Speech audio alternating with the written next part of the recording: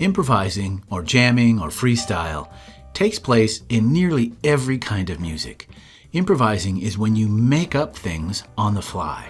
Some people call it freestyling, some people call it jamming. This short series of videos is aimed to help you understand what improvising is, how it works, the elements and things that are in it, and it'll show you the things that you need to do in order to practice so that you get better.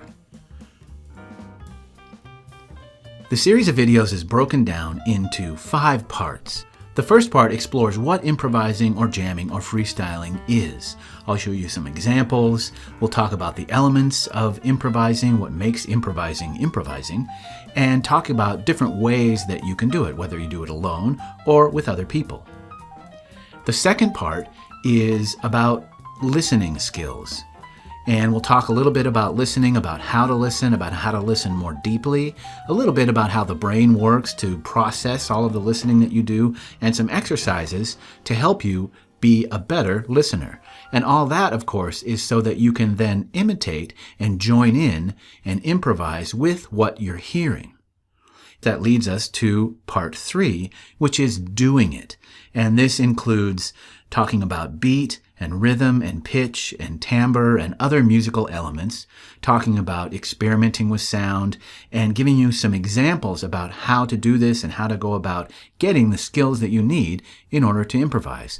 You don't have to have mad skills to be able to improvise. You can improvise right now. In fact, we improvise every day in other ways, not necessarily musically. For example, right now, I'm improvising in speaking. I kind of know what I want to say, but I don't have it all written down. I'm just going for it. And that's improvising. When you have a conversation with another person, you don't plan it out. You just react to what you hear. You react with the thoughts that you have. You react to what the other person is saying. It's a conversation. And music is very much like that when you improvise. And every time that you hear people talk about improvising, they talk about it as if it's a conversation. Whether it's rappers, jazz musicians, whatever, it's a musical conversation. And like a regular conversation with words, we make it up as we go using things that we've learned in the past. So that's section 3. The 4th section is talking about doing improvising by yourself.